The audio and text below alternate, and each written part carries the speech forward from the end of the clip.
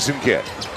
You know, in yesterday's ball game, Jason Kidd started early looking for shots and hasn't taken a shot, and that's been his MO for most of the game as Anthony strikes again for another three. That's his third three, and that's the most improved area over the last couple of years of his game.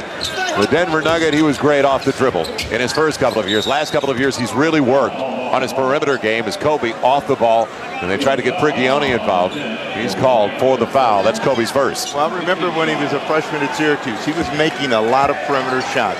Came into the pros and kind of forgot where his game starts and ends. And when he catches the ball right there, he doesn't have to worry about trying to get any deeper. Delfino. Left hand short. Another offensive rebound. They've done that well early, haven't they? Delfino for three. He's got it. Keeping him close. Only a 6-point deficit for the Argentinians. Carlos Delfino on his way to the Toronto Raptors after starting with the Detroit Pistons his career. He's gone over the summer to the Raptors for a couple of second-round picks in 2009 and 2011. Well, Delfino is a player that needs to play.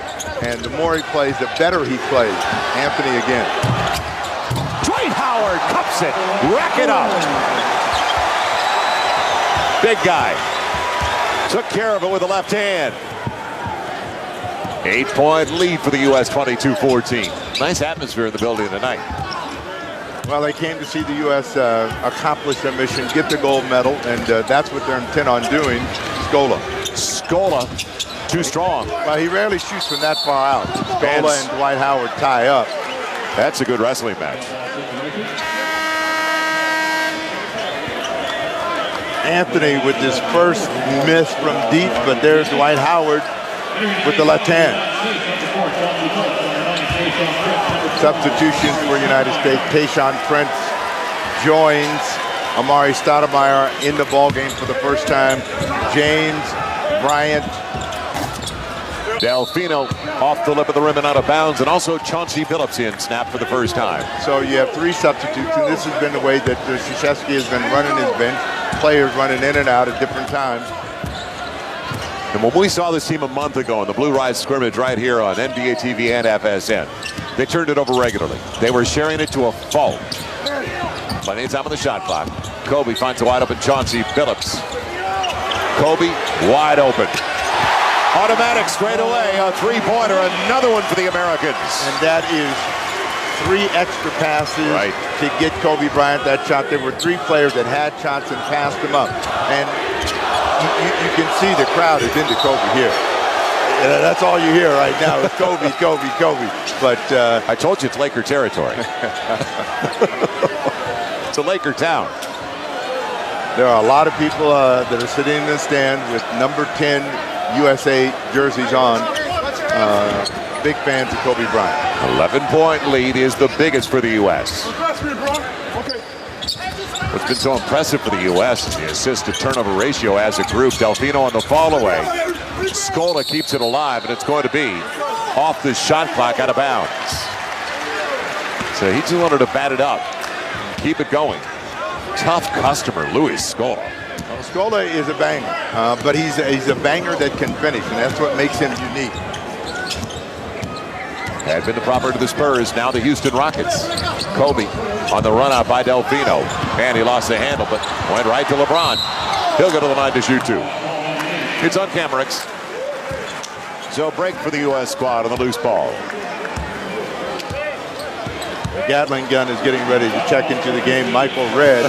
Redd, when he comes in, he means business at the offensive end. Kobe Bryant will sit down, but Michael Redd has gotten more shots up than anybody else on the U.S. team. He was 7 of 8 from beyond the arc yesterday. He was even surprised when he finally missed one as Kobe sits down, and you mentioned Michael Redd, a very serious volume guy. If he plays 4 minutes, he's got 4 shots. So the U.S. from beyond the arc, exceptional start. And that was a problem for them in Athens, don't forget. Well, it was a problem, and I think the problem was they didn't know when they wanted to take the shot. And, you can create problems for yourself as an offensive player if you're used to taking the shot when it's available and you pass it up. Pretty soon you become hesitant.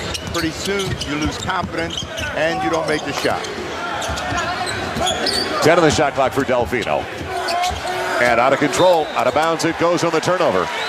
put his head down, didn't know where he was. Minute 39 to play in the first. Well, he was headed for the basket, just didn't realize that the defense was going to react and squeeze him as quickly as they did. The Argentinians, 4 of 11 on their two-point tries, just 2 of 6 on their threes. Hot start percentage-wise for the Americans. Now will it continue? Chauncey Billups off the dribble. And Amari Stoudemire couldn't believe he was that wide open underneath. Nobody accounted for him as he missed his second. But a second chance opportunity. But the difference in the United States team has been their attitude at the defensive end. They don't allow their opponents to run anything. LeBron James stays hot from the perimeter. That's his third three here in the first quarter. I think that was from Cuyahoga Falls. That was way out there. 29-14. It's thrown away inside. Another turnover on the break. Look out. LeBron James.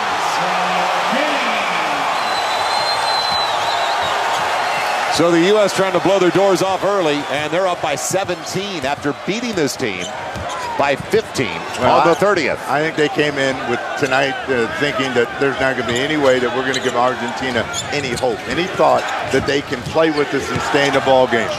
Big Rione forced it.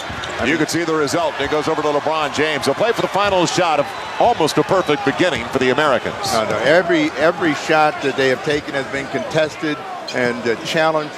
And at the other end, they've done the perfect thing with moving the ball, finding people that are open, and they're making the shots to finish the play. Final 5.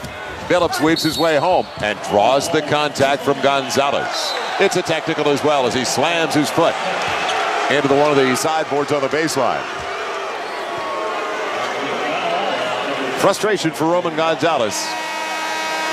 Guy that's played professionally in Spain, Italy, Venezuela, and also his home country. And he's got a good right foot. He may play soccer too. He's a big guy, but you know, he thinks he got it. He took a shot in the mouth and said, "I got the foul." But remember, Gonzo had a great start. He was 2 of 3, and now I'm knocking people down. Are they going to be able to roll that signage the rest of the night? Not that one. No. 2.3 left in the first 10 minutes of play. We remind you, 10-minute quarters, not 12-minute quarters. Right now, it doesn't make any difference. The U.S. on quite a pace. Big guy. 6'11", 260. At 260 is generous. He's a little bit bigger than that. He's trying to be kind. He's had a few rebel dogs here at the Thomas & Mack Center since he got to Vegas. So a tough start for Sergio Hernandez, the head coach of the Argentinians. He knew it was going to be a tough game. He didn't know it was going to be this tough at the outset. He thought his team might be in this ball game. They are a good team at coming back. But the way this game is going, they'll have a huge hill to climb by intermission. That's 35 now on the board for the Americans, and they'll bring it into the side. Don't forget, first the 2 free throws for the foul, 2 free throws for the technical, and then you get the ball. That's the international rule. Love to have technicals in the international game. You're shooting forever. There's a timeout. And when we